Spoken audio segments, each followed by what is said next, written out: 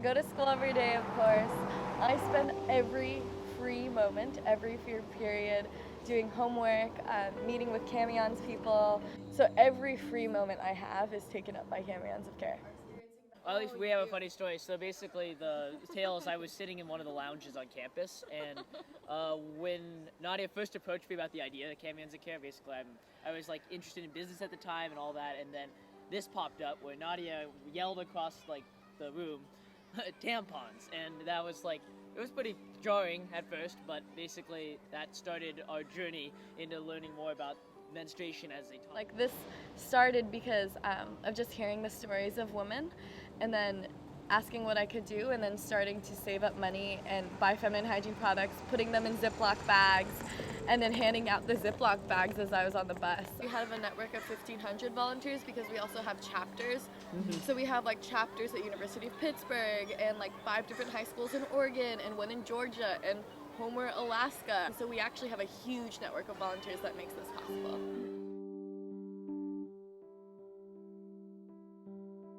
I began singing, serving food, and washing dishes at a local morning hospitality service in downtown church.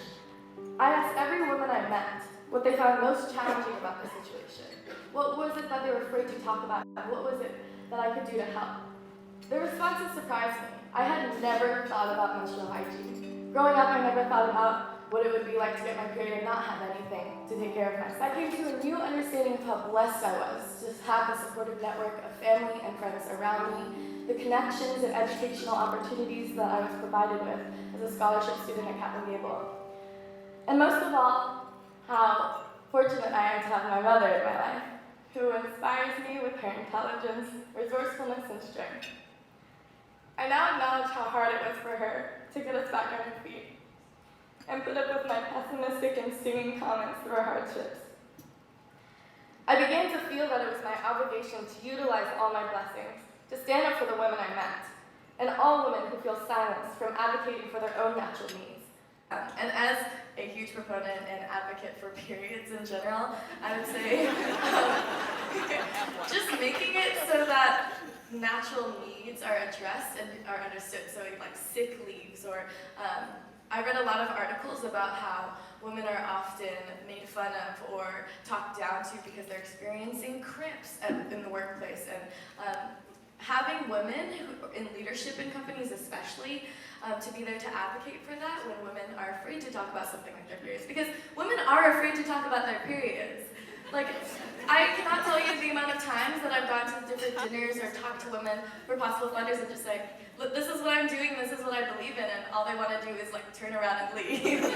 So, making it comfortable for them to talk about what they need and also being really accepting of it. So you're not responding in discomfort, because people do that. I remember in middle school, I got out of gym class by telling my teacher that I was on my period.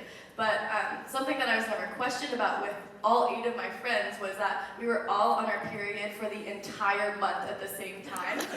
So I think that just creating an environment where people are open to have that conversation, and so it's honest and it's welcoming. Thank you. On that note, I want to thank our parents.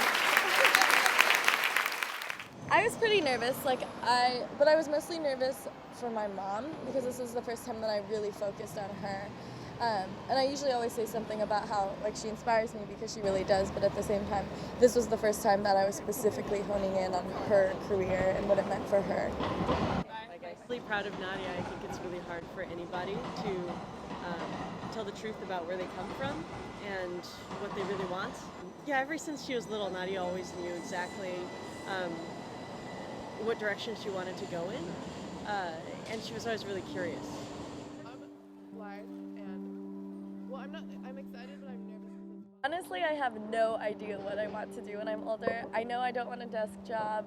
I know I want to be able to see the world, and no matter what, I know that I know it sounds cheesy and a little bit overambitious, but I know that I want to change the world. When I look at a situation, the first thing I notice are the flaws. I think that's been hard as a teenager, growing up being like that, because every time you look in the mirror, you see your flaws, but it also creates this determination inside of me of looking at the world and seeing like, yeah, girls are held back from school all over the world because of their periods or because of like child marriage, and I see those and it just fills me with this driving passion and determination to want to do something about it.